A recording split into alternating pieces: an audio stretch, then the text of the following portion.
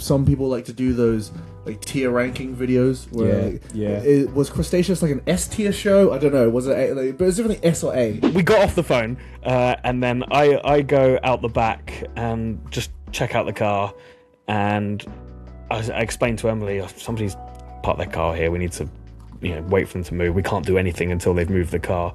And then she was like, oh, that's Amira's car. I was like, oh, fuck, I've just mugged Ben right off, being like, dude, we're on their time, shut the fuck up, you can just wait. The sort of ethic, the work ethic now is bleeding out into further Kent. Yes. Right, so that people are seeing that there are opportunities to do X, Y, and Z, and they're more considering getting stuck in because of how they feel about themselves as a professional wrestler, and whether they do or don't want to improve. This is the Pro Wrestling Colossus Colossal Effort Podcast. Okay, so that is recording on the new laptop. It's actually not a specifically Colossus laptop, it's just Emily's new laptop. I'm happy to call it the Lossy laptop. Yeah, let's go over there. So, right here live pre-recorded from the Lossy laptop, we're back with another episode of your favorite wrestling podcast. That is the Colossal Effort Podcast with me, TK Cooper, and my good friend Jordan Breaks. We are the creators, founders, controllers, bosses, teachers, learners, coaches of the people that put this thing, Pro Wrestling Colossus, together. And as always, this is our podcast where we put over the things we like and bury the people we don't, and nobody listens, so it's a safe space. How's that for an intro? What an intro. I'm happy to just do the burying. Should we just stick with that? Yeah, we'll stick to the Colossal Effort After Dark podcast. You got to subscribe to the Patreon to get the full exclusive episode. Holy moly. Behind the scenes. Who do we hate segment? Who do we hate? Okay, now let's. Are we just jumping right in? Are we going deep end?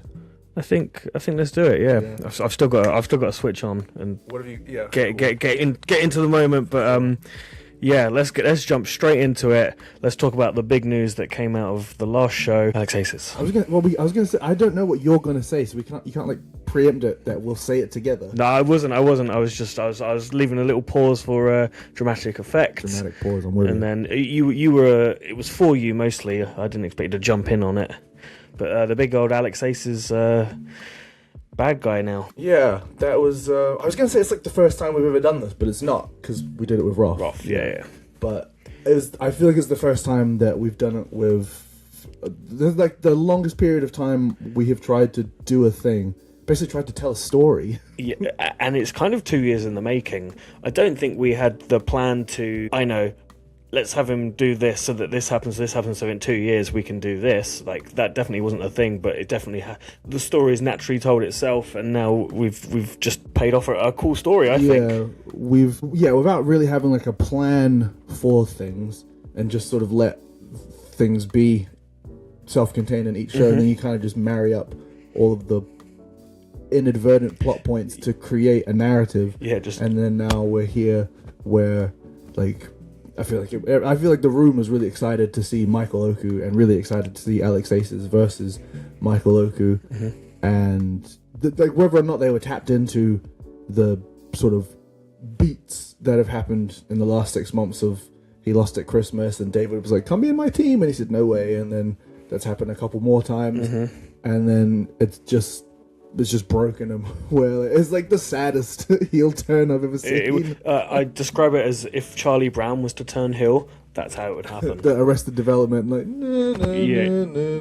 spot on. But I think everybody just played their role spectacularly in that moment. Like, it's funny that like I feel like we are super self-aware that never really wanted to get lost in the source of enjoy telling stories and enjoy like putting on a good professional wrestling show, but not so much so that we need like all of the WWE level pageantry. And I feel like I've said this like loads of times, like the stories don't have to be so elaborate or so clever. It can just be like, I'm better than you. No, you're not.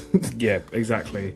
Ultimately, there are so many people in that room now that might not know what's happened before, what the story is, so it has to be relevant to them as well. Yeah. So the wrestling still has to be good, the story has to be still has to be self-contained, but then for you and I, and then maybe Oscar and Arlo, we can all enjoy the stories. Yeah, like it was exciting to sort of see, like essentially, you know, like our live action figures playing out in the, you know, like we AI prompted them to do to do XYZ, and it, you know, it came out exactly as we asked, and then it got the exact reaction you would want from a crowd, which I think of course it did, because nobody wants the guy who's trying his best to give up, essentially, and that's what happened. Yeah, that is what happened. Is it the first time we've ended on a downer? I think so, yeah. Most of the time, well, yeah, anytime anything bad's happened, generally you go out and stop it. Yeah,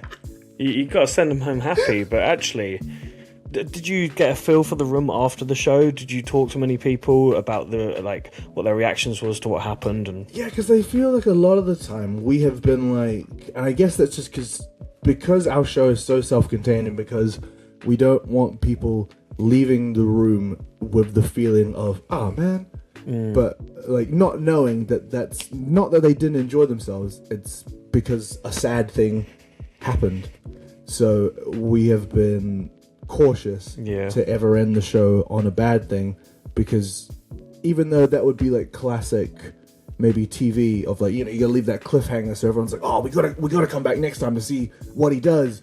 But because our fan base is so sort of like temperamental and isn't like super hooked, they just love having a good time at our shows. Yeah. That if you leave them with not a good time, then will they want to come back again? Yeah, then in their mind they're just like, well, I didn't have a good time because I was sad when I left. Yeah, I don't feel good about this. I mean, they felt, which is great, but they definitely didn't feel good. I don't know about you, I've just seen so many like either stories on Instagram or even posts on Facebook, which we never get, of people being like, why Alex Ace is why. Yeah, that's so fun. Like, which is awesome, because it means like people are invested and that they want to live in the universe where all of this is really happening, which is like what you want as a professional wrestling company. You want everyone to buy into the fantasy so that we can all like be a part of. I feel like we're all playing a part of the story, whether we're the performers or whether we're in the crowd, where like, you know, you boo and you cheer who you want, but like what role does that play, like sort of thing. So it is fun now that we have sort of established ourselves enough in the culture of Margate that people care enough about what we're creating that they are willing to comment publicly about this like pretend thing, and really play it off as if it's, you know, it's like have you seen a lot of like The Boys social media?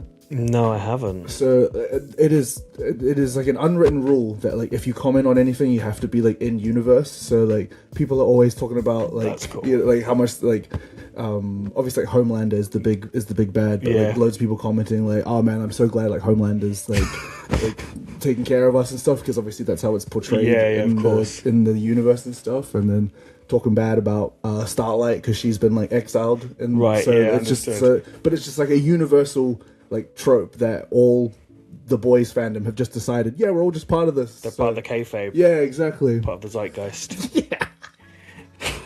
SJ Randall runs Kids Club, and the next day was Kids Club, and he said that all the kids were like, why did Alex Aces do that? Oh, amazing. That's so good. They were just so invested in, obviously they've been following Alex Aces. He's such a good person to want to cheer. And they have been for 2 years now, and all of a sudden they can't, and they're genuinely irked that they can't anymore. That's so fun. That's like stuff like that is so like inadvertent or unintentional, sort of like market research that like the kids that come to all our shows have, they do pay attention and they do care. So then to know that like they are interested in what's going on in it, I imagine even for kids, like I wouldn't know, but like I imagine even for kids now that maybe wrestling, the wool has been pulled back a little bit, especially with the Kids Club, as opposed to like where we were growing up. That like there was definitely a period of time where I thought it was real until people like explained it to me. Yeah, but of course. But with the Kids Club, they get smartened up. They're all doing headlocks themselves and choke slams, so they know it's pretend and it's okay. But ultimately, I feel like every show this year has had like a little nugget of something we were cautious about, that we were like, shall we try this? Yes. And then and again, I don't want to pat ourselves too much on the back for this, but like every single time we've like dipped our toe into trying something, it's landed. It pays off, doesn't it? Yeah. Fair play us. wow, we're good at this. Yeah. Everybody else, stop running wrestling in Kent because we've got it sorted. But you have now. That's a shoot. I'm serious. You have nailed it though. Like, it is all trial and error. It's like, it's not to say that we know what we're doing, but it just so happens it just so happens that we are good at it because we're willing to take those little risks. But it's all calculated though as well. Very much so. You know, we didn't go show one and we were like, what if we put band posters on the wall? What if we kick these people out of the show? Yeah. What if this guy turns heel? Like, it was so like an accumulative amount of time has happened where we're like, okay, we're safe in this space now. Let's subvert expectations with this one little thing, and then like we haven't just come up with 10 ideas and done all 10 ideas. Yeah, absolutely. Anyway, pour one out for Alex Aces. Might have to. Yeah, might have to. That son of a Stella. Oh, a nice little dented one too. That's nice. That's authentic. I got myself a Guinness. We're locking in for Drill Shed, so I'm going for healthy alcohol over lagers today. Yeah, genuinely, we're trying to lead by example. I generally have like no discipline, or what's the other word for that? Just like I generally, it's not that I don't care. I'm just so like this is not an important facet of my performance, and I'll be fine anyway. You talking about your nutrition? Yeah, or just like general commitment to like, fitness. Yeah. I think you undersell yourself a little bit, only in that we've been doing this for so long that I feel like I could not train as hard and still like you have that like conditioned wrestling gas tank just by magic now, 10 years in or 15 years in, wherever we are. But then it's too easy just to rely on that and maybe suck a little bit, whereas I don't want to suck for Drill Shed. I'd really like to look good, be strong, and have a great match. Yeah, I feel like I've always just been like big, strong, and fast, but like never. The aesthetic has never necessarily always reflected that. Where I've just been like doughy and. That is annoying, isn't it? Yeah. The amount of, like, I know you go to the gym at least like 4 times a week, right? 5 times a week, is it? No, it would be like 3 or 4. 3 or 4 times a week. Like, same. Like, putting a bloody shift every week. I still look like a fat piece of shit. Yeah. What's that all about? Come on, genetics. Yeah, at least you got like, because I know for a fact that, like, genetically, I am stumped a little bit because Polynesian and like Maori, just genetics, like, we just hold fat like a lot quicker and a lot more densely. Like that's why everybody where I'm from is huge, because because the colonizers brought McDonald's and KFC down to us, and the addictive personalities also just gorge all that fried food. That also doesn't help either. But just naturally, the Polynesian people are just heavier set. So I've got my mum's figure. Is your dad a big guy? Yeah. Hell yeah. I feel like if I had a tan, I might look a little bit better, you know. I'm not suggesting a tan for the Drill Shed though. Oh, that'd be crazy. Yeah. Oh, should I? Because I was honestly thinking that we should do another like trip to the Margate football like kids, and then like trying to come up with a forfeit where like whether it was penalties or whether it was something else, but like the loser between you and me had to like rather than just like go for a table, like there had to be more like a physical humiliation. Okay, that'd be so funny to have like one of us has to get like the darkest spray tan. Oh my god! I think even for me it would look ridiculous. Yeah. Like, obviously it would look insane. It would look insane on you, but like it would look so funny on me as well. Do you remember that Raw where Daniel Bryan had to was he like eating steaks and wearing a suit and stuff and getting a spray tan and things like that because he was like turning corporate? Yeah, he was trying to sell out. Yeah. Like maybe not. Like if there was time to do it, that we could like you could either of us could get the crazy tan, but then not have it for the drill, so you wouldn't have to go out looking like a dickhead. Yeah. How long does a tan last? I've never done it. No, I have no idea. Grace. Shockingly, yeah, I've never done it. Shockingly, very early days. I think Grace bought me a tan thing that you rub it in with and stuff, and it just stayed in my basket for years. I think I just never used it. Sweet. I was like, I don't know why you bought this. Trent Seven at a progress once said he was telling everyone off for not tanning. He says there's no exceptions, and I walk into the room and he's like, oh, there's one exception. So I get the cut. Yeah, Well, I've heard the universal rule, right? The dusty roads is if you can't tone it, tan it. Right. So like if you can't get in shape, just get darker. This is why I think I would look pretty good with a tan. You'd see some shadows. A little There you bit go. more, Yeah. The in. Little hot tip for you wrestling trainees that are hoping to be on the drill shed or Colossus in future. If you don't feel like going to the gym, just put a bit of tan on. I know that you definitely can't tone it. Whoa! Had a couple before we got here. It's 11 a.m. Should we talk about the OGMO? I suppose we could. Well, I suppose we've got time. We had the Michael Oku seminar. We had the Michael Oku match against Alex Aces. We had a great day out in Margate with the Michael Oku. Yeah, I'll say. I mean, I knew it was going to be popular, and I'm so glad that it was.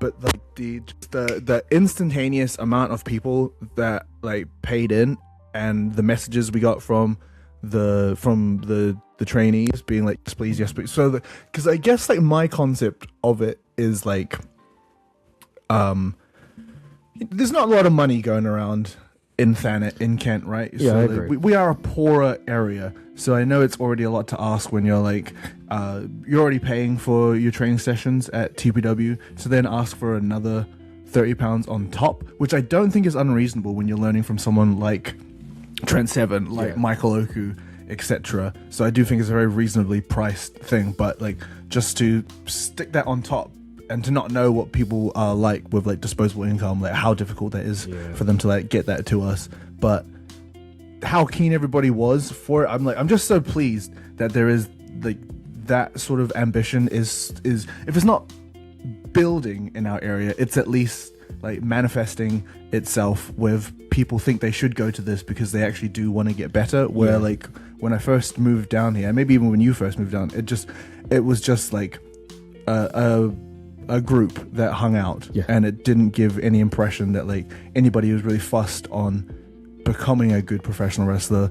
They just in the same way that you start like a run club or that you join karate, it's a social after school club, really. Yeah, exactly. So like I'm proud that either we have created a thing where the trainees are like, I can see the potential, I can see the progression, and I think this would benefit me, so I'd like to go and be a part of that, or whatever has contributed to it. Like I'm just happy that is the case. Now, not that I'm trying, because I know that they watch this. Not that I'm trying to guilt them into like every time we announce a seminar, you must attend. But like, I'm just glad that is the case, where so many of them like actually want to be there. We will only book a seminar if it makes so much sense and will be beneficial to our guys. So I do feel like we have the trust of them to be like, oh well, if Trent Seven's doing a seminar and TK and Jordan think I should be doing it, I should be doing it. Yeah. It is crazy though that. I mean, doesn't Mike do sessions up in London at the Rev Pro School every week? Yeah. So it's crazy that we still managed to get so many people in, is what I'm trying to say. Well, I think it's also a testament to us that we've run like the beginner's course a couple of cycles last year, and we've like padded out the school a bit more with the numbers sort of dwindling. Yeah. So it was I guess we just brought in a new crop of people who like they're learning from like ground zero, that this is what you do. This is the they don't feel comfortable enough to go up to London yet. Yeah, like learn from Michael every week. That they're still. Yeah, we'll bring them to you. Yeah, exactly. If only we could bring someone to you that hasn't trained around here. God, ever. If only. Yeah, if only. Honestly, by the time this goes out, it'll be. Oh, Mark it'll Andrews be. Yeah, it'll already be a long time announced that Mark Andrews is teaching a seminar at the Drill Shed, 12 o'clock till 2 p.m. And you cannot train with him in London. You cannot train with him anywhere around Kent. You got to go to New Wave Cardiff because he's the head coach. But he's been around for like, is it 20 years? Honestly close to it. I actually don't know when he started, but it was definitely like early noughties maybe. Yeah, like he's also been everywhere and done everything. That he is like, I can't wait for that seminar. Yeah, and then even like we've even incentivized it where like any outstanding trainees will get a spot on the show later that day, which like doesn't really relate to our trainees because most of them, if not all of them, will already be included on the show. But any outsiders that are listening or watching this, which like we had a couple at the Michael one, and those same people have already messaged saying they'd like to come back and like help out at shows going forward. Nice. They didn't know that the Mark Andrews thing is coming up, and by the time this goes out, they might have already booked their place in the Mark Andrews seminar because they've now it's twofold beneficial for them. But I don't know. But just stuff like that where like even the sort of ethic, the work ethic now is bleeding out into further Kent. Yes, you know, right, so yeah. that people are seeing that there are opportunities to do X, Y, and Z, and they're more considering getting stuck in because of how they feel about themselves as a professional wrestler and whether they do or don't want to improve. Because I'm actually so fine with the people who like don't necessarily want to pursue it to the same level as me, for instance, where like I'm full-time wrestler, my job is wrestling, I make all my money from wrestling, I pay rent, bills, etc. Just through wrestling. Wrestling is my 9 to 5. It's also fun to be a hobby, right? Yeah. Like it's also fun just to enjoy it. Yeah, that's fair. But like so like not attending the seminar, I also understand where like this isn't a thing you're trying to really like make a thing of, but you will only get better. That you only have more fun doing wrestling if you get better at it, because 100%. it becomes second nature where you don't have to think about stuff so much, or you think about less things and you get more opportunity to just stand there or like do a cool move and be like, oh, that was awesome. All that to say, yes, we did have Michael Oku come down. He taught a great class. Obviously we didn't catch the main body of it, but we were there for the Q&A, so that was like, which I objectively think is more interesting than the actual wrestling part. I've been speaking with so many people about this now that I would be like, I don't know if nervous is right, but like worried that people would think they didn't get their money's worth if a seminar was just 2 hours of just a sat down Picking someone's brain. back and forth. Yeah. Like, would you feel shortchanged at all? Or would you be less likely to come if it was like just a chat with a famous wrestler? No, just because their insight is going to be so valuable. I mean, obviously I always favour the just wrestling side of things, but there has to be that perspective and insight as well. And so, yeah, I think that is so important. Because I think, like, if it was a class similar to what was at Mike's seminar, then, like, everybody, by the sounds of things, only got a chance to do one physical thing, and then the rest of it was all just, like, chat. Which, like, maybe that's the perfect balance, where you get to perform in front of the guest, they get to critique your performance, and then everybody sits down and is like, what's your favorite color? Do you remember any of the questions? I don't know, no, I can't remember. I'm sure there's one similar to that. I only remember the last one being like, what's your pre-match ritual? And then Mike being like, I don't have one. And oh, cool, that's good, a good ending. Glad we got that one in. No, I think his answer went a little bit more in depth, but like it was just funny that was the, to be polite. Yeah. But so really proud of how well it sold. Really proud of the trainees for mucking in the seminar. Like obviously Mike's got a wealth of knowledge. And then I took him down to the crab museum to get a picture in front of it, and then in it, and then he put me in the half crab in the crab museum. Not the crab museum didn't care. Like, Did you even ask? no. No, it was just let's go and do this. Well, I mean, they didn't care physically, and they didn't care digitally because I tagged them. Didn't even get a like in the DMs. The Crab Museum is such a weird one because it's basically just a room. It's got pretty much nothing in it, just a bunch of writing. Shock, there are no crabs at the Crab Museum. It's not very exciting, but they're just so over. Yeah, like the posts and stuff that they do is always just like raking in the engagement. They're Huge just engagement. doing it right, but. And walking down Margate High Street, and you just see like so many people. I mean, I'm one of them. Wearing Crab Museum. Moses got an A-Crab t-shirt that his girlfriend got him. Exactly. Like, what is that about? Like, they're really good at like marketing. The t-shirts are wicked. The hats are wicked. Very fun. But it's actually a very boring. Like, it's just not like. How are you not gonna have a crab, man? Like, just even like a pet crab or something. Just give us some kind of crab. But yeah, so I took him there. We got the picture inside and outside. Then whipped him back up to Santa Carla, which like I'm kind of hoping that sort of becomes like our Ribera Steakhouse, where like that's where we always take all the imports and they get their burger picture. Right, yeah. I should have got Mike to sign something there, but I guess like I don't know. What's the guy that owns the place? Pete, I'm sure he'd have been fuming if you just started getting Mike writing on the walls. but we got a photo though, right? Yeah. I mean, if we get enough people in there, I'm sure we'll take Mark we can Andrews get like there. a collage wall. Yeah, we'll sort it out. We got you. For sure. He's got that new, like, no, not new. He's like that refurb downstairs space now that, I don't know, that could become something. But I mean, it's his business. It's his business. Just let us know what you need. It's like, I got some space in the one toilet, maybe. Yeah. Under the bowl. Yeah.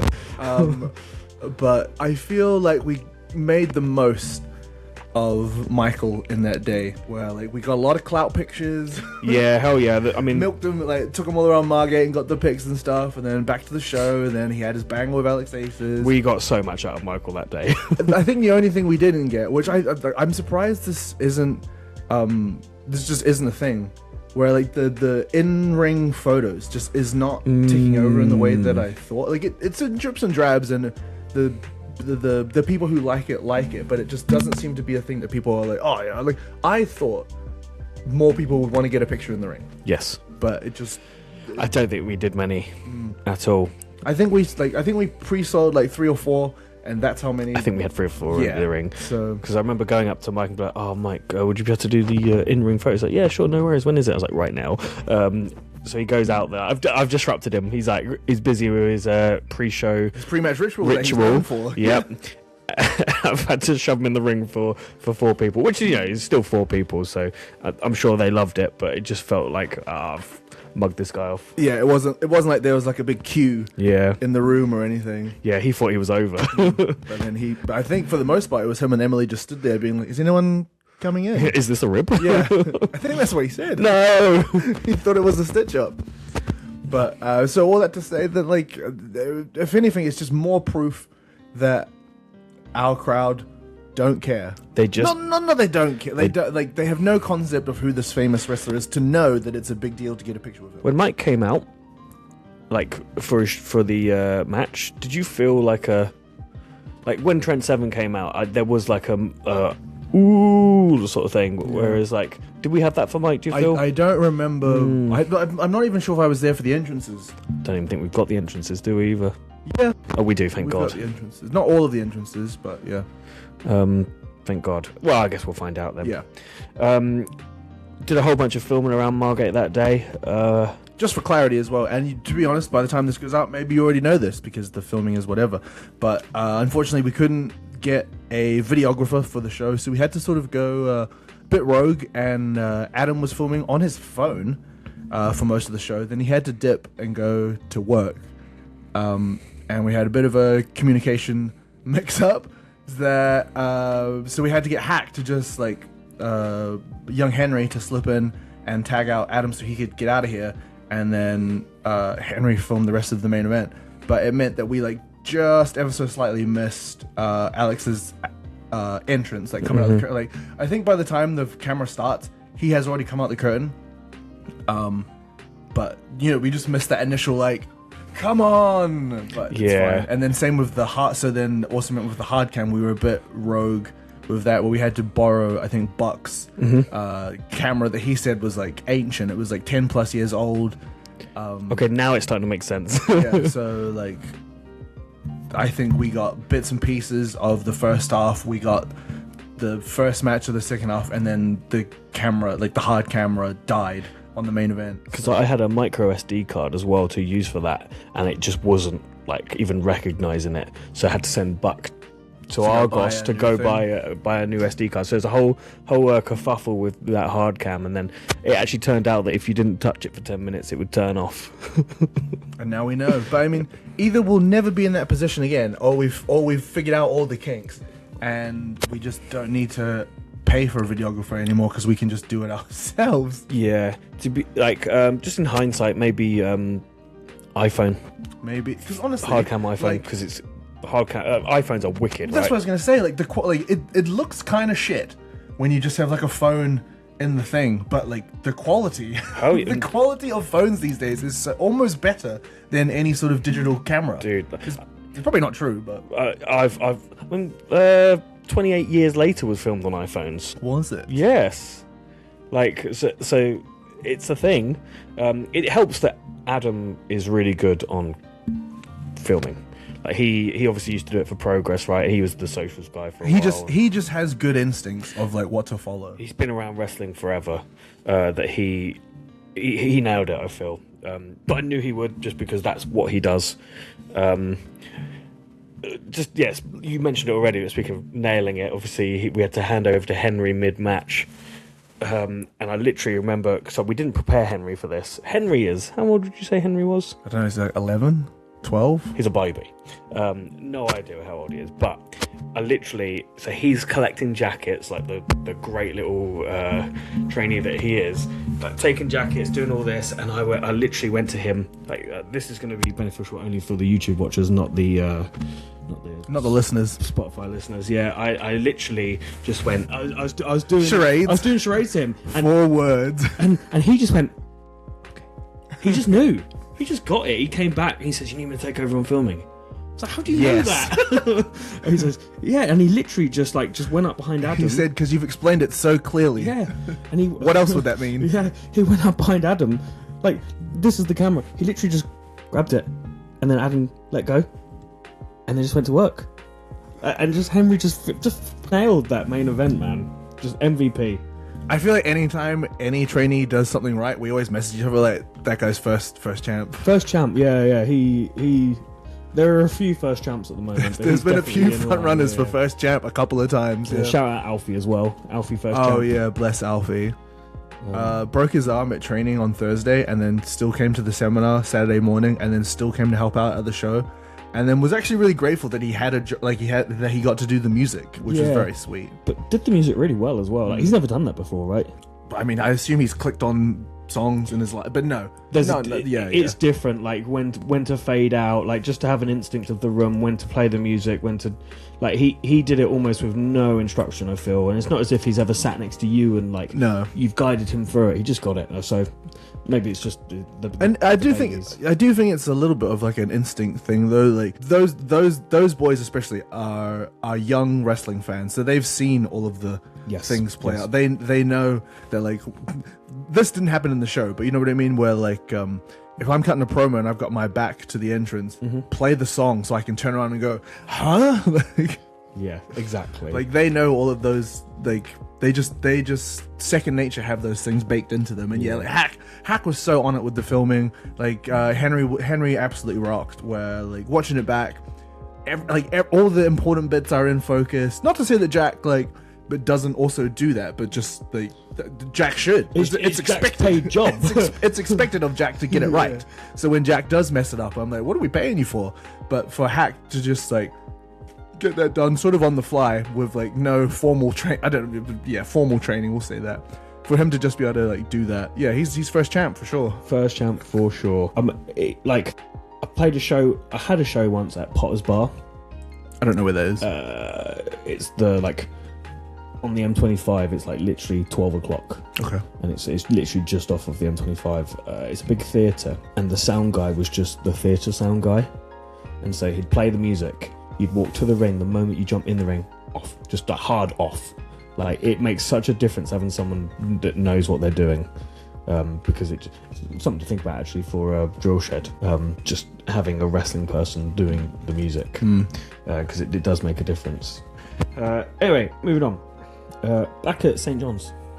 Thank God. Thank God. Well, I mean, I say that. I thought All Saints was very cool. We had great shows at All Saints, and it made for good stories. And although it was slightly stressful, in the end it all worked out. Like the things we missed out on. No backstage area because we just had to be outside. No space for Matt Raven to do portraits because that was always really valuable to just have those sort of clout pics that you can post yourself, or the trainees can post, or that the other pros can post, and that's just more like pictures that Colossus has tagged in, and more clout for us to be like, oh, look at all these. But then like what you said, like we couldn't do hot food in there because the oven didn't work. So for all of the, but we had to waste food as well to figure that out. For all the good, there was also little drawbacks. But then both shows were killer at All Saints. Yeah, everyone would be hugely relieved and happy to hear that Ray has retired from his role at All Saints as well. So, right in hell. He's not dead. I don't care. This is a weird storyline that like only exists in the arena of this podcast, where like, he's never going to hear this. No one's going to tell him. Good. Yeah. Anyway, just so glad to be there. It's just so superior in every way, St. John's, and it is a bit at home. Like, it's where we started. Because we haven't been there since October last year. Yeah, that is crazy. Is that half a year? We haven't been there since Trent. Yeah, madness. Because obviously we had Christmas at the TPW unit, and then we had 2 at All Saints. So yeah, it was awesome to be back, I feel. And it was the first show, I think, where we pretty much relied solely on online to promote it, right? 100%. We didn't print any physical for this one. I did a few flyers. But that was just flyers that were left over from Octobrawl that we didn't hand out. So like, exactly, yeah. There was nothing. Semantics. It wasn't like deliberately printed physical form stuff for promotion. I didn't really do door to door. We didn't do any posters. We didn't. We did the lamppost posters, but again, that's just not enough, is it? It wasn't enough to even talk about posters. Yeah, like the only thing differently that I did digitally was I put out 3. I spent money on 3 ads online and did like 3 different styles. So there was like the video ad that I think everybody would have seen on Instagram, and then that was supposed to be doing the rounds on all of the meta. Yeah. Then there was like a static one of just the show poster. Like, I guess we have to talk about this now because we kind of talked about it before. Bucket Caleb, who did the poster, that he also made that like animated one. Yep. Which is for like, that is just, maybe that's really, really easy and not a big deal, but like, because we've never seen something like that before, it was like, what is this? Go out of your way just to look at this poster, because it's an amazing poster to start with, right? I remember seeing it and be like, how has this dude created this thing? So cool. And then you've swiped left and you've got a bloody moving version of it. It was just, unreal. Never been done before, never been done since. So shout out Caleb. But just in terms of that, so I did like a static one of Caleb's poster, Crustaceous, and then I did another static like carousel, just like random pictures. And weirdly, according to the data, the carousel of random pictures was the one that got like the most like clicks. So I don't know if that is like all of the stuff that we try, like make a nice arty poster, make an engaging video. None of that seems to matter because people just want the information and like want to. Good bit of market research for us, I guess. Money well spent, I think. Yeah, nice one. And I assume this time we're just going to do carousel. Probably. Hell yeah. I mean, you say that, but then we've got a cool little Yeah, you say that, but like for whatever reason, and I mean, I texted you about this the other day, that like I can't figure out the algorithm and I don't know why things are what they are. Where like we posted this ad you and I made not so long ago and have just had it in the chamber ready to post, and then I think now it's done it's got over 200 likes, which like that doesn't happen for anything that we post. It's kind of double what we get, right? Ever. Yeah. And like we haven't collabed with like Mark Andrews or the Drill Shed. It's just you and me. So like I don't know what has triggered this response on social media to get it. That was the thing that was posted on a Monday, right? Yeah. And historically, Mondays are not good days to post. No. Like for us or for content at all. Yeah. So just a good video. So, yeah. Just a good video. So we've either cracked it where just all of our videos need to just be that in future, or it was just a magical one-hit wonder which it's just some anomaly that I'm fine with it if it is. I just need it to sell like 400 more tickets. That'd be nice. Not that we haven't sold loads of tickets already. It is actually crazy how many we've already sold and how many people were so keen to jump on it when like the ticket link dropped. Only because you have to assume nobody who's coming to our shows or coming to the Drill Shed was ever like worried that they were going to miss out, because like there is just always like we just don't have that culture yet where like we've always been able to Colossus is must see, but it isn't so must see that people are getting their tickets before. Not a 10-minute sellout. Yeah. But I mean you say that, but front row sold out. This is good. So yeah, and that was on like the first day. We sold out of our allocation of front row tickets, and I say our allocation. So we're selling half. The drill shed is selling half. So if you're a person that still is listening to this and you're like, I want to sit for you potentially. I don't actually know. I never spend any time on the drill shed website. Well, this is a really good point because we obviously know how many tickets we have sold, and we're happy with that. We have no insight, no vision as to what the drill shed have sold. So yeah, I've got no idea. Like they might have sold 100. They might have sold 1. This is my concern. Yeah, so yeah, it is interesting. But they're at least like whoever's in charge of their socials is at least tapping in every so often and seeing that we've requested a collab with them, because I'll see them like post our poster and then they'll in their Instagram story, but like tap this for like tickets, and then it'll be their ticket link, not our ticket. So like hopefully the mix of the spread between them and us, we've tapped into different pockets of Thanet and stuff, or like fandoms and families and other whatevers that are considering coming to stuff. Right. But yeah, ultimately no poster. And then it didn't seem to affect sales. Didn't really affect us. I mean, we were busy. We were full, weren't we? We did well. Same problems we always have, long merch line, shop line. Long shop line, and that last minute, I don't know why we don't ever learn. I think this is the first time we've had to do this in a long time, to be fair, but just not having enough chairs out. And that mad rush of getting all the extra chairs in. To be fair, I usually do prepare that. I just didn't get involved in the chairs at all this time. But yeah, we had to last minute create that line down the side of chairs and just extra rows at the back, which means everyone, and then someone had to manage everyone by squeezing them all in and stuff. Just need to remember to put the nice cushiony chairs at the front, because those are the VIP chairs. I genuinely tried. That was my instructions, and I think it was overridden, which I'm fine with. I'm not sour about that at all. But I think they make sense as right. Yeah, you get to sit in front row. You get the cushiony nice chair. Yeah, you pay an extra however much for one full action, and then that's you your get, benefit. Yeah, and you also get jumped on with dives potentially. Who knows?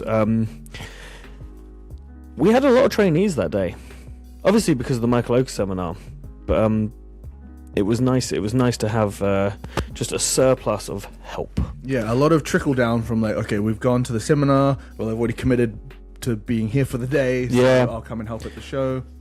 Previously it's been quite a challenge, only in that the people we should be asking to do certain jobs are actually booked now. They're actually on the card, or they've got a thing, and they need to worry about that. So those little jobs then fall back to us. Yeah, a lot of double duties of triple duty, quadruple duty for us too. But yeah, it was nice having people that knew they weren't on the card, had nothing else to worry about. Again, shout out little Henry, MVP, wore the responsibility, but I think so did Harry. Yeah. We and then we just had all these extra bodies just there to help if we needed. Arguably, so many people would come up to me and say, "Can I do anything?" I was like, "Well, not anymore." Everything. Actually, all the little jobs that I would usually do, writing all the names for front row and stuff, didn't have to worry about any of that. I was like, "Please just do this, do that, do this." But that's what we want, right? Yeah. And it's been hard. Not used to it because I must control, but actually, it's been hard to delegate when people couldn't be trusted with the delegation. So it was just a classic case of if you want anything done right, do it yourself. Yes. But it was absolutely a situation on Saturday where there was enough jobs and enough people who had the capabilities to do what was asked of them. Mm-hmm. So it was great. And then I feel like all of the trainees, again, this is maybe just something that I am inflecting onto them, and I don't even know if it's true, but it felt like a lot of the trainees were watching and were getting inspired 100% just because of how good the show was and the quality of the wrestlers that they were watching for the first time. like I don't know this for certain, but like a Jamie and Michael, for instance. Again, just 2 trainees from our school, but like as far as I know, they have no knowledge of independent wrestling. They're sort of all they know is WWE. Absolutely. So for them to see independent wrestling at that level, someone the caliber of Michael Oku wrestling in front of them, sort of, is probably going to be a bit like mesmerizing. So I was like really glad that they managed to come to the show, help out, and get to watch that match and sort of what's the thing that trees do? Not photosynthesize, but just like absorb that and osmosis. That's what it. Learn by osmosis and just like take that knowledge on, whether they can apply it or not, because they're at a different stage in their learning right now. But like just so they've seen that and they have that as a core memory. How can that not make you want to, like, oh my god, I need to do this? Yeah. Like Alex Aces wrestling Michael Oku, and the week before Michael Oku was on Ring of Honor. Yeah, exactly. And like, where is he this week? Probably like AEW or WWE or something stupid like that. For that to just be a thing is just so insane in itself. And I hope it does inspire everyone to want to lock in. Because we can't get, like, we're not going to be able to get a famous wrestler every single show, and we might have just sort of not got lucky, but like it's worked in our favor that like there were stars aligned for Michael to come in and then move it into Mandrews. That like I hope that the expectation isn't that when September comes around, people are like, oh, you got for this one. No one. Yeah. just hey, do you know Jordan Breaks and TK Cooper? How about you just be grateful? Yeah. And that's on both sides of like from fans or from the workers or trainees even. That the expectation isn't that like every single time there's always going to be one sort of guest appearance from so and so. Yeah, absolutely. Speaking of expectations, fans' expectations of us, I've got expectations of fans now, thanks to Adam Budgeon's Adam. Right. He sorted us right out. Oh my god, the watermelon. A big bag. Like he just hey, I've got this thing for you, and it was just a big box of water. It was a big bag of watermelon and fruit and all sorts, and sweets as well, which was pretty sweet. Fizzy fish. Was that a recommend? Was that like request? That was a request, was it? Yeah. Yeah, appreciated that. Just if you are enjoying our shows, please bring us watermelon and fizzy fish. Right? Very thoughtful. Just really, just because it was so hot that day, wasn't it? Just such a crazy, like, number one, didn't know when we booked May 23rd that was the bank holiday. That's true, yeah. And then when it became the bank holiday that's also just going to be in a heat wave. Stupid hot, yeah. I think that was what I was also worried about, that would sort of drive people away from coming to our show. Do you know what? It did, to an extent. I spoke to a few people that were coming, and they were like, it was just too hot. I didn't want to be sat in that room. For them, I guess. But it's so understandable. It was just outrageously hot. We managed the situation well. I mean, we had the back door open, front door open, good stream, and we had two fans on the go. We had two fans on the go, and also last year when we had a hot show, Grace went on to wherever Temu and found like a whole load of hand fans that we never sold because we never had a hot show after that. But we managed to like get them out and get everyone had hand fans, right? So that sorted us right out. I feel like the situation, we were giving away like cups of water and stuff. We managed it well. That it didn't become a point where anyone's going away going, oh, it's too hot. Yeah. Unlike Christmas where everyone went away and went, oh, it's too cold. It's too cold. Yeah. But ultimately, thank you very much for the care package, Team Budgeons. Appreciate that a lot. And yeah, like Jordan said, if you're a fan of Colossus and what we do, please consider bringing us free stuff. We will always be very grateful for it. And not much more to plug on that. No, segment there. There's just awesome. Yeah. Always very happy to have free stuff. So Palms Pizza, Santa Carla, Tops Pizza, even Fire Away Pizza. Crab Museum, Bayleaf, Curry House. Just kind of trying to think of the other places I like to eat that I would like. I went to Singports. I had a burger there last night. It was awesome. It rocked. I had a double cheeseburger and the cheese and gravy fries. When they first opened there, they were doing this promotion that I think it was like Wednesday, Thursday, Friday, the first 50 people in get a free steak. Yes. I went on the very first day, and I think I was like one of the first people to get a free steak. Oh my god, the steak was so good. Unreal, right? And then no one was really coming in, so I was like, "Can I have another one?" They said no.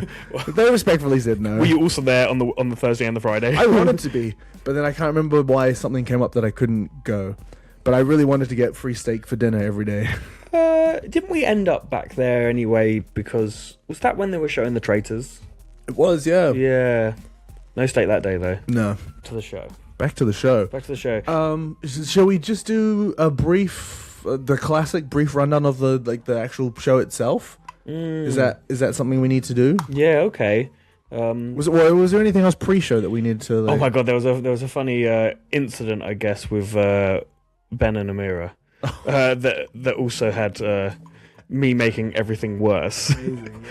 Yeah, and for anyone interested, Jordan will obviously tell you this story, but it will also feature in the vlog because Emily just serendipity caught the whole thing on camera. What she wouldn't have caught was the first part where so Ben pulls up with Harry in the van and he phones me. Ben's got a lot on show days. Like we do put quite a lot on him, so he does get a little bit stressed, and he phoned me up a little bit stressed, being somebody is essentially, without the profanities, somebody is parked where the van needs to be. You need to move it. I was just like, basically the Alcoholics Anonymous were meeting before at the church, and we kind of got to wait for them to go, which is fine. We were actually still on their time, so I said, no, Ben, we are still on their time. We're going to wait for them to just get up and go. Like, it's their car, it's their space. Just chill, bruv. Don't worry about it.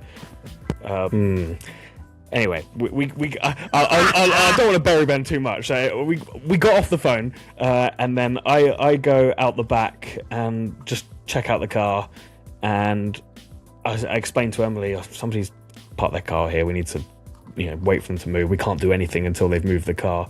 And then she was like, "Oh, that's Amira's car." I was like, "Oh, fuck." I've just mugged Ben right off, being like, "Dude, we're on their time. Shut the fuck up. You can just wait. Don't talk to me like that." And actually, this mug, if I'd just done a crumb of research, it's Amira's car. So then Amira comes to get her car to move it, but Amira doesn't move the car. She's just kind of rolling back and forth, and oh man. But she obviously she just thinks it's a joke, and she's just having a bit of a laugh, not knowing that Ben is fuming in the van, be like, "Get out of the way!" yeah. I could see his veins, popping out the van from a distance. Yeah, that's so funny. It was a great moment. I'm glad Emily caught it to Luckily, Ben's in the van and you don't get the phone call. So luckily, I'm the only one that looks like an idiot in that situation. Fine with it. Used to it. Standard.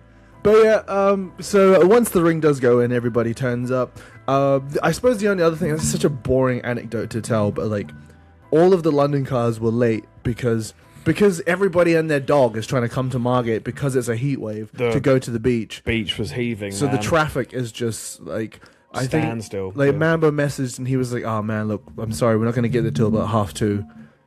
15 minutes later, sat nav saying 3:00. Hey man, we're probably going to be there for 3:30. So it just was everyone there by doors? Yeah, we had plenty of time. Yeah. But I mean, that's why we set the time cushion of please be there by 2 for not necessarily in case there's a heat wave, but just for that exact leave room for incidents or drama or problems. We just picked the right days for Margate, or the wrong days for us, in that people just need to leave earlier, just need to pad out the time and just leave half an hour earlier or something. Another one of those things though where we've just learned that's a note to put in an email of guys, it's the summer, so just be aware. Yeah, people everyone are is coming to the beach, and you're also coming to the beach, but not to go to the beach. You're coming to do the wrestling show. Yes, so yeah. I mean, we ended up at the beach. Yeah, right? we always do, don't we? When it's good weather, but but ultimately, pre-show day was very hot, therefore was stressful because everyone was feeling all sweaty and tired. And I wish someone had told me how sweaty I was. But I look back at photos, and oh man, my back has just got the biggest sweat patch. Again, another benefit for you folks who like to watch the vlog, you're gonna get to see very sweaty Jordan. Which, like, this was something that I had told Jordan to tell the trainees, because they go into the Michael Oku seminar, then immediately coming down to the show. Please bring like multiple shirts. Please bring deodorant, bring a towel, bring loads of water, because it's gonna be hot in the unit. You know, it's a corrugated plastic like box. So like, you are going to get sweaty. Only for this guy to end up being like the sweatiest guy. The thing is, I'm not a smelly guy. I've never smelt. It's weird. So I wasn't smelly sweaty. I've never smelt.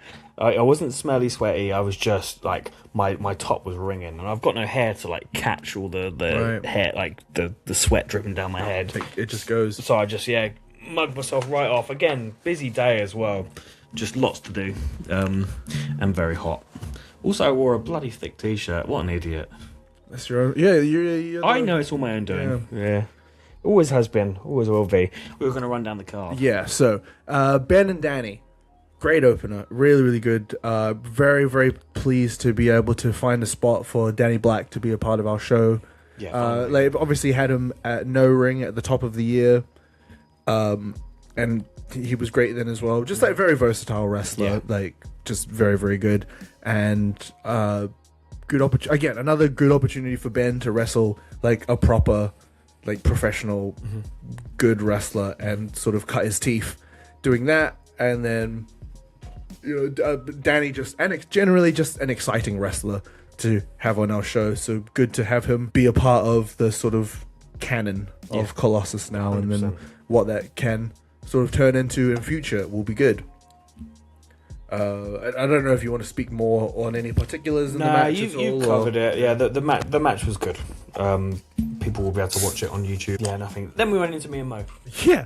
So, and I'm not leaning in for any particular reason, but, you know, now that I'm here, I feel like I might keep this. Again, this is for the Spotify watchers and the YouTube watchers. Now I'm up close to the camera, but a funny bit of story here is at the Michael seminar.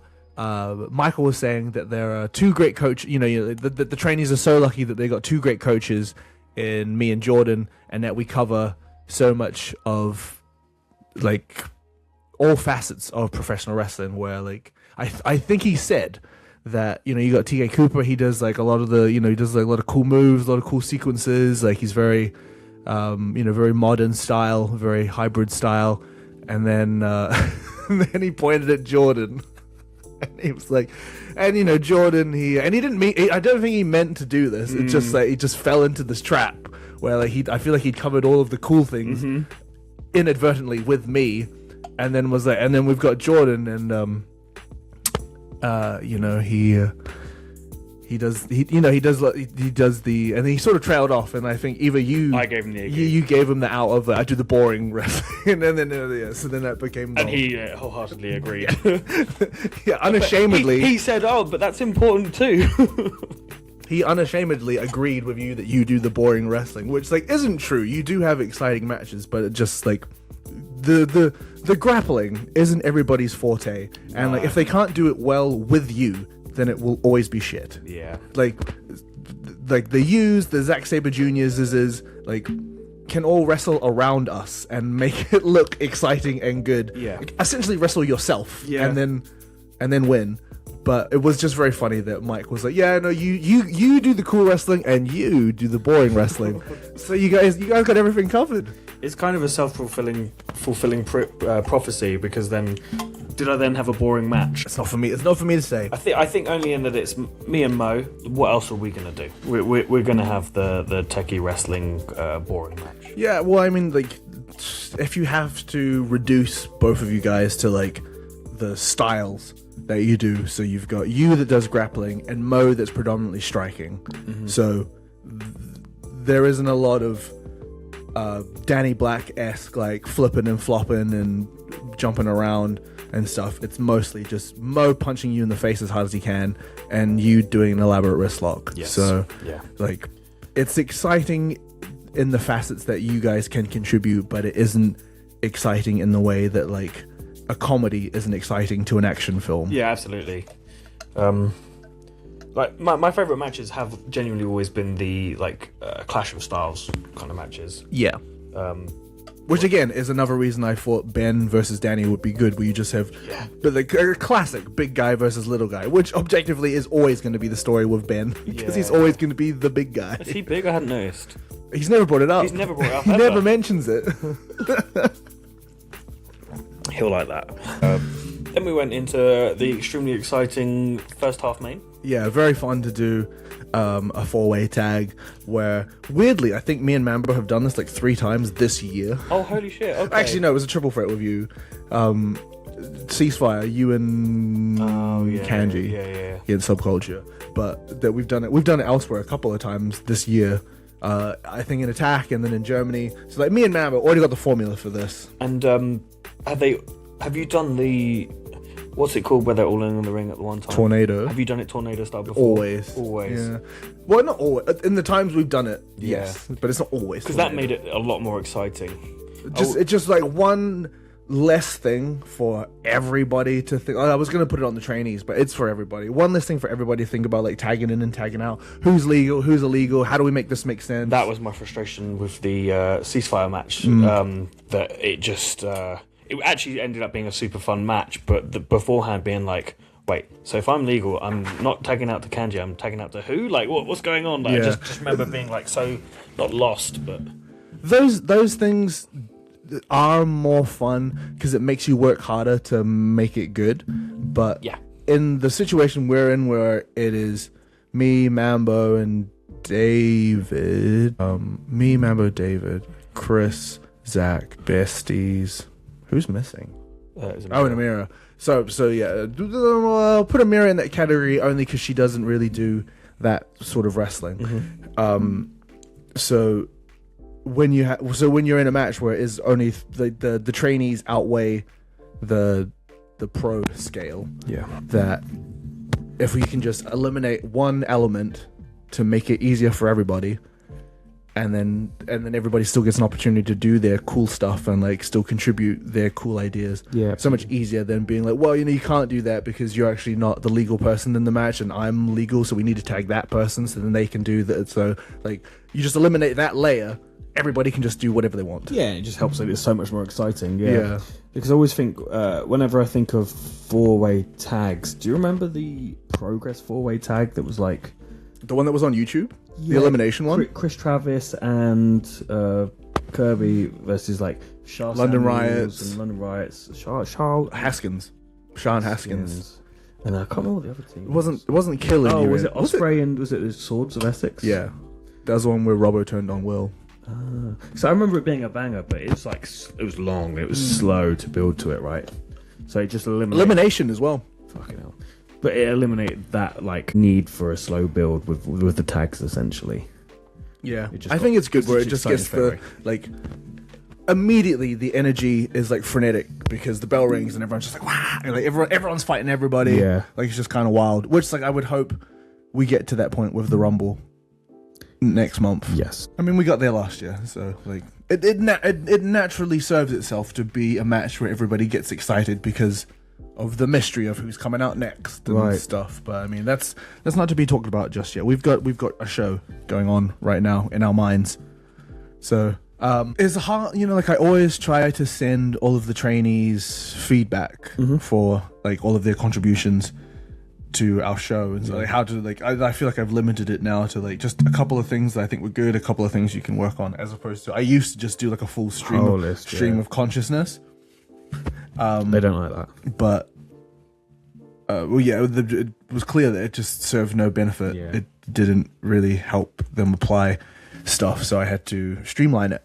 But this match is hard to critique in general. Like it's not, it's hard to critique particular people because everybody was so limitedly involved. Like I think between the 8 of us, everybody probably only contributed 3 things. Understood. But like, what's 8 times 3? Like, so like 24 things happened in the match. But so sequentially, that it's hard to be like, well, when you did your 1 of 3 things, I thought it was kind of shit. Yeah. So to sort of like what to critique and how to give them sort of guidance on what to do next and how to improve is hard, where there wasn't a lot to speak on. Right. I think it's just a testament getting through that kind of match. And Same as Christmas, right? Like the getting through the elimination tag. no real issues either, right? No wobbles, no like Nobody got hurt. I concerns. feel like there was maybe a couple of times people like forgot what was going on or like didn't know what was coming next. So they did sort of either crawl over and be like, and just ask, which is like the right thing to do. right, yeah, subtly, or if they were in the wrong position, they got put in the right position, and then apologize afterwards. But like, no need to apologize. Like all that stuff that happens. Yeah, things go wrong all the time. It's fine, and it's really only stuff that like it's the sleight of hand stuff that only we notice as wrestlers. Where you're like, I messed that up, and now it's so obvious, but it's not obvious to the fans. They don't know. They got no idea what we pre-planned behind, like backstage or whatever. Like they don't know that it's gone wrong until you go, or like, oh. It's not wrong until it's obvious that it's wrong. But anyway, yeah. So ultimately, again, happy with the flow, happy with the layout. David and Chris winning was another good like feather of like establishing them as the big bad and the sort of just nipping in the bud the relationship that the besties and Chris and David are not associated. The badder baddies. The badder baddies, like, the mid baddies. Yeah. Middies. What do we have after that? Trios tag. Team Shah versus Team Pulley. It's not a Fabio debut, is it? He's done the... Yeah, it's like, again, it says Danny Black level of like, technically it's the debut, but you have actually already been part of the show. Because he would have done the... Fabio was in the Rumble last year. Okay, so like even I don't remember that. However, like watching this match, he's very memorable. Like he's very much a part of it. He's very good at it. Yeah. Shah Samuels, and then they were tag teamed with Little Buck. Yes. Little Buck very out of his depth in it, probably with the wrong team. But he's obviously trying to show Connor Mills that he is the big bad. Yeah, that he can be. That he can also be true grit. Yeah. I'm tough too.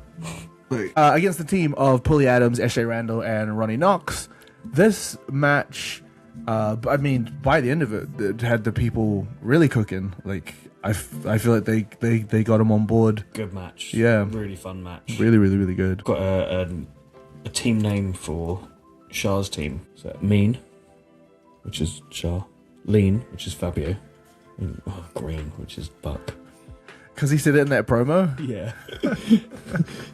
It's mean and green. But yeah, it made me think, mean, lean and green. Mean, lean, and green, fair. If they ever come back, that's what we're announcing them as.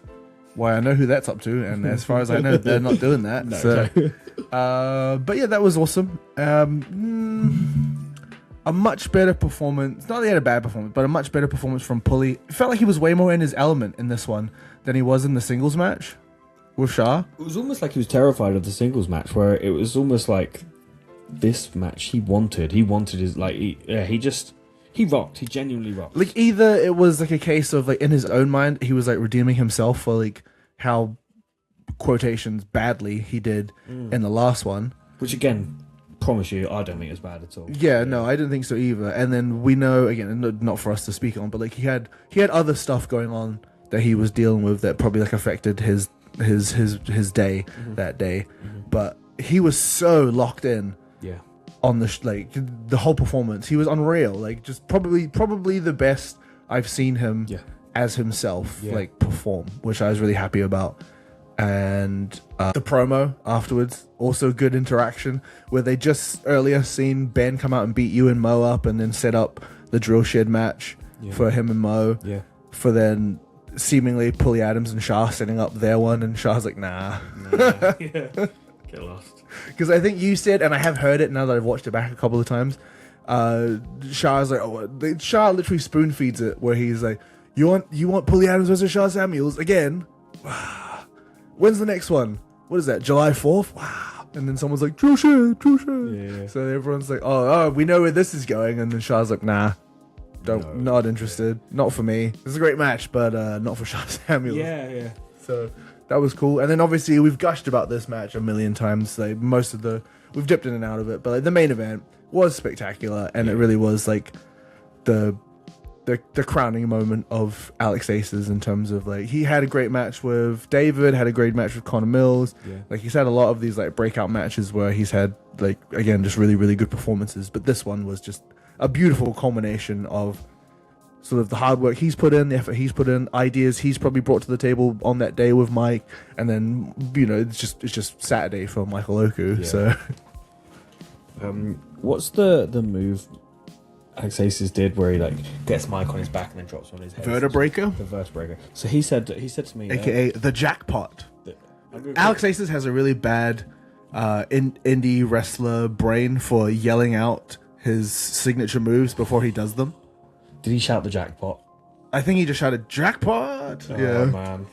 Yeah, I'm not a fan of that. Which again, I am in two minds with that. Where like it's important that the fans learn what your moves are so they can be excited for them. Yes. But it is kind of cringe when you're like a Dragon Ball Z character just being like, "This is my move."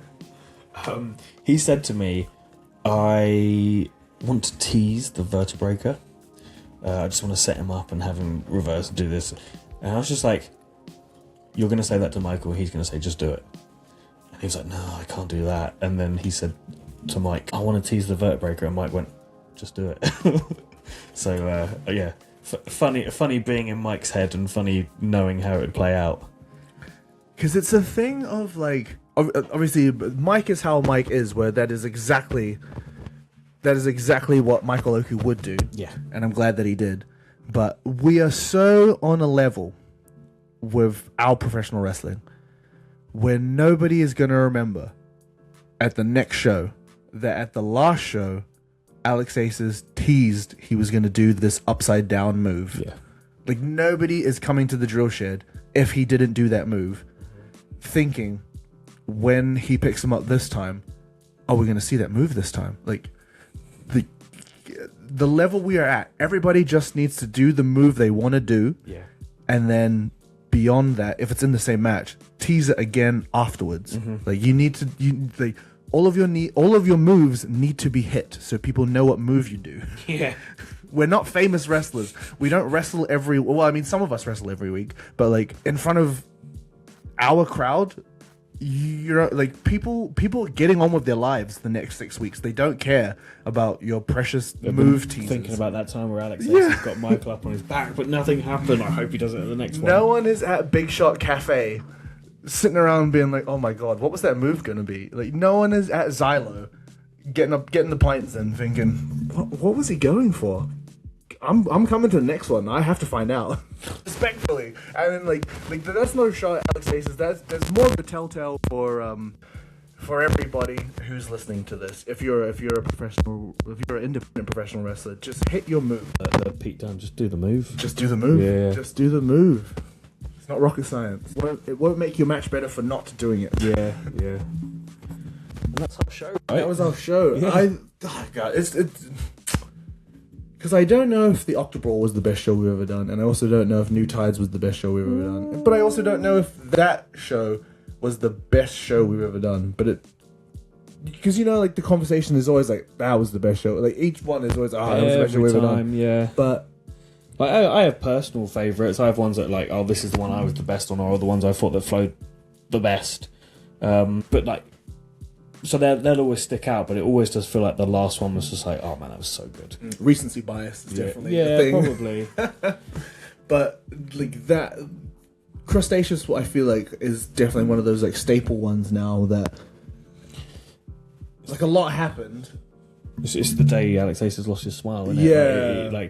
It will be remembered just as... Yeah, like I think that's what it's more memorable than it was like the best show ever. Because people aren't going to remember the matches. No. People are going to remember what happened to Alex Aces. And that's what they always say though, right? Like, the moments live forever, but the matches are gonna like be lost to time. Yeah. But yeah, I don't really know how to like articulate it or put it into words of like how I really feel about that show. Like I'm proud of all of our shows, and then some are better than others, but I don't know whether Crustaceous was the best show we've ever put together top to bottom, or whether just because it was the first one we actually had a big moment, and it was a big like negative moment at the end, and it landed and everyone was like gutted, and just like all of the elements that like played into it being what it was, landed so great, and everybody played their role so perfectly, which is what we said at the top. But like, yeah, I don't know. Like, so I just don't know where if I was gonna, like some people like to do those like tier ranking videos where it was Crustaceous like an S tier show. I don't know. Was it but it's definitely S or A. Let's do one on the next. Yeah. Let's have a segment on the Let's next do podcast. That sounds fun. Let's do that. Because I've definitely got some are up there, some are down there. So That'd be fun. Yeah. Okay. we'll have to remember this one. Crustaceous complete. Yes. What have we done since? What have we done since? Obviously, we all spend a lot of time together, and it's mostly business. So we actually had the opportunity. It was really hot the other day, last Sunday, so we head down to the beach. Nice opportunity to spend some time with each other, not thinking about wrestling, but also we beach cleaned. Yeah, I mean, after our show, we went to the beach, and I don't know if you necessarily clocked it, but like, just noticed all of the various piles of rubbish was everywhere. rubbish, and then even the bins where like, I was with some friends or some family on Monday in London. They were like, "Oh, like, is it awesome at the beach when it's like so sunny and hot?" And I said, "It is, like, but it is heaving." And it's definitely just like traveling, people are coming down. It's not necessarily locals because they just don't treat it with any care or any respect. Like, it just gets inundated with trash and rubbish, and like the high street gets like trashed, and the beach gets trashed, really, isn't it? And then the bins are overflowing. Yeah. Like, obviously starts as a respectful thing where everyone like fills the bins, and then when the bins are too full, people put it next to the bin. They fill the area around the bin. Yeah, but then like the seagulls and the foxes and the wind get to it, so it just ends up just not at all. But you would think that the council or like our MPs or whatever would sort of know that that's the case, because it's always the case. It's always the case, yeah. Just get us more bins so we can, like, because clearly people want to be tidy and want to be respectful, but most people, like 90% of people who come are like, yeah, we should put our stuff in the bin. Mm-hmm. But then it ends up not, and it just ends up blowing around, and then like how that affects like the wildlife, how that can affect, stuff goes in the water, stuff gets like, birds get caught in it, etc. And equally you've got the peregrine falcons. The peregrine falcons on the bloody Arlington House. Think about the peregrine falcons. Equally you've got Dreamland right next to the sea, and they've got shows on, a couple of nights a week, and people are flyering outside the shows. These people don't care. They take a flyer, they throw it down, like they're just everywhere. The flyers, the plastic cups, the takeaway cups, and people are getting beers and then they're leaving with them. So felt a bit high and mighty, didn't we? Thought let's go sort this out. Yeah, but it just felt like this is our town. We should contribute something to it. We don't necessarily need to lead the charge. Or do a big post about, we're going to the beach, who's with us? Yeah. So we just took ourselves down to the beach, spent like hour and a half. Well, I mean, we literally walked end to end of the beach, Margate Sands, and cleaned up all the trash that we could find. So we did a pretty good shift. I'm pretty happy with it. Again, I feel like it just ticked all those boxes of doing a good thing, getting to hang out, and trying, not making a statement, but just trying to do something good. Yeah, I think, and then going forward, like whether or not we should like more officially organize a morning, like advertise. Like, I mean, we're not going to provide like lunch or it's just literally like no obligation to come down. If you want to meet us down there, but we're going to be here at this time. If you want to be a part of this, that'd be cool, because it would be cool to just see the community like mobilize behind it, of just like whether it is like trainees or wrestlers in the area, or whether it is just like the friends or family or fans of Colossus that are like, I like the beach too, and I'd like it to be nice. So like whatever that looks like, whether nobody shows up or whether 20 people, 30 people, 5 people show up and they want to pitch in, that's cool, because like it's not our responsibility, but it is our it's just one of those things where like it doesn't, like, nobody's asked us to do it, but we should all care a little bit, because it's where we live, so it's nice. We care a lot. And now it's drill shed. So yeah, we're on the road to the. I don't know why I'm looking at my watch. We're on the road. Drill shed is about to happen. it's drill shed o'clock. It's like from this point, it's 4.5 weeks. Yeah. We're right on the cusp of the drill shed. What have we announced so far? We've got a Rumble. That's it. That is it. That's it. Mark Andrews going to be there. Again, by the time this comes out, I don't know. There might have been one match announced. There might have been two. Yeah. Maybe. I don't know. I don't know when this is coming out. It's fine. We don't need to talk too much about the matches. Like the drill shed is going to rock. The thing is, the last 4 weeks, we've kind of had a problem we've never had before. Of we've got 2 shows out there in the zeitgeist. Yeah, and worried about people doing that. Like, I don't need to come to this one. I can just come to this one rather than come to both. So it's how do we make Crustaceous like can't miss while still making drill shed destination. Yeah. So we've had that problem, and so that's kind of been weighing heavy. But now Crustaceous rocked and is out the way. It's just all hands on deck. Yeah, it's all guns blazing for drill shed. Yeah. What that looks like, I'm not sure. You know, like, do we need loads of people doing like, I will win the single? You know, do we need like all of the trainees doing their like pitch for why they should win the Rumble videos? Is that going to sell more tickets? Is that going to keep eyes on? Is it going to keep us in the algorithm? I'm not sure. Do we want everybody on the show to be treating it like WrestleMania? Yes. You're like, 100%. Can you get new gear for this show? Can you finally buy? Like a lot of them, I feel like they're still wearing their first pair of tights that they started wrestling in. Can we get new gear? Can everybody get brand new gear? I know that's expensive, but like, if you can't buy new gear, can you make new gear? Or you know, can you get a jacket? Can you get a hat? Just something. Treat it with like the reverence and the respect that like this show is going to be, and like make it bigger. Yes, it deserves a crumb of respect. I have said to everyone, like, it was 6 weeks from the last show to this show.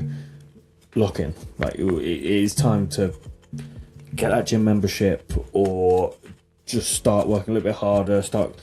Consider getting new gear.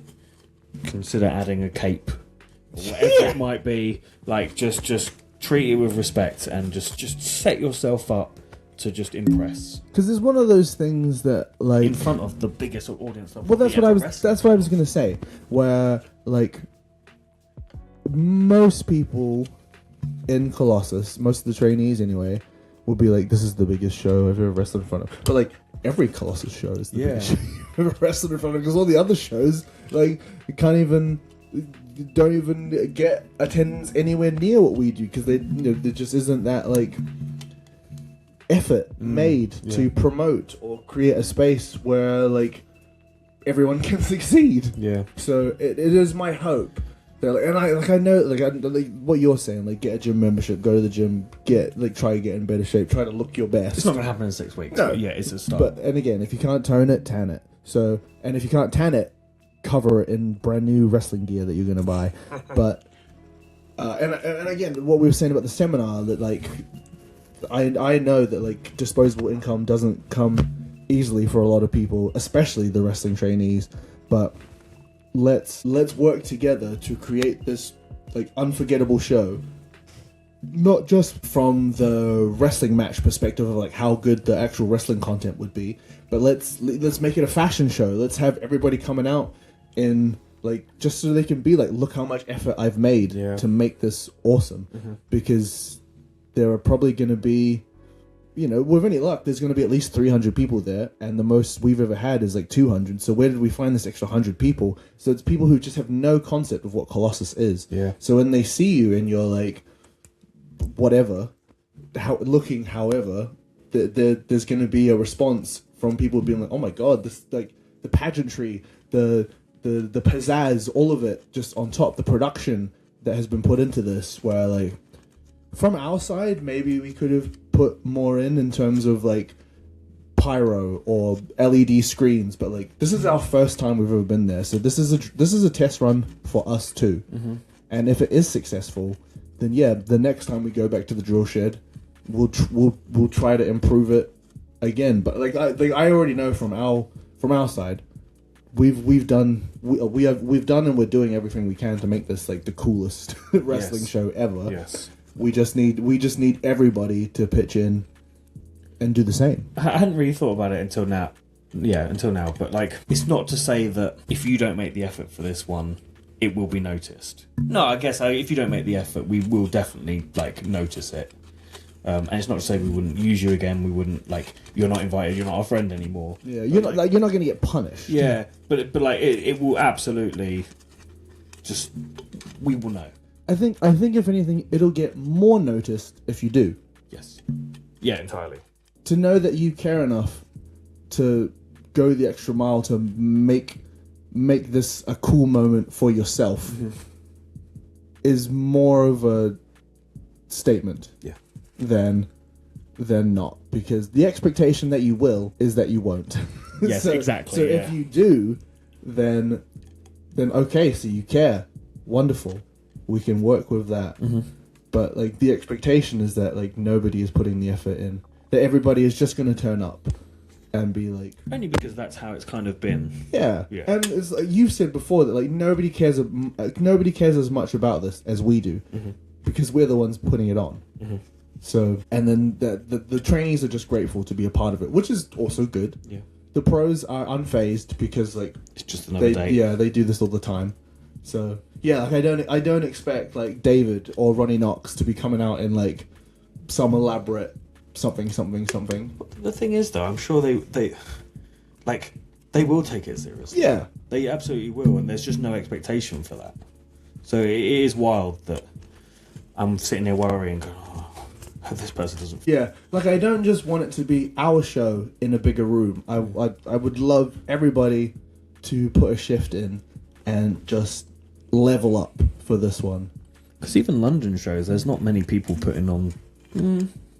I suppose there is, but like it does feel like a big show, even just in general. It's not just because it's our big show. It's hopefully going to be a bigger audience. It's a bigger room. It's a bigger deal than like most shows that happen every weekend. Yeah, exactly. And I'm excited for the fact. Like, I'm still nervous. I'm still worried, but like,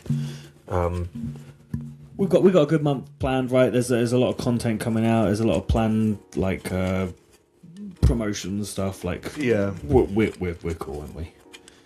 Anything else going on this month? Not that's worth telling the podcast. Yeah. Like, no. Yeah, I guess everyone will see. Everyone will see the content. Yeah, I mean, it's all in the content schedule. Like, just it's all sat there. It's coming now. out. Yeah. And to be honest, by the time this comes out, most of it will already be on the internet. So, yeah. The back end of stuff that's coming as we get to the drill shit. Only other thing actually is, and I don't mind saying this, is that there are 26 people that will be publicly announced for the Rumble. So there's 4 surprises. 4 surprises. So I was thinking about this last night, actually. I know 2 in my head, so after this, I'd definitely love to know who the other 2 are. I'll double check with you, because there's 2 for sure that I know are these people are surprises. Yeah. Cool. We'll talk about it later. Yeah, we'll lock that in. But I suppose that's us. Is that us? Oh yeah, I feel good about it. Yeah. I feel like we've said everything we need to say. Yeah. Who haven't we buried? What? Well, let me tell you something, brother. I was gonna do that as like that would be like the hard cut perfect for the end of the episode. Perfect. Yeah, leave it there. But then like obviously we can't end the episode without saying the classic catchphrase that we all know off the cuff and don't need to practice this. For Margate, from Margate, Seaside Wrestling. Yeah, so we'll see you July 4th, Saturday, July 4th. Drill shit. Get your tickets, please. We need more people to come. We've got lots of things to pay off. All right. Sweet. Bye. This is the Pro Wrestling Colossus, Colossal Effort Podcast.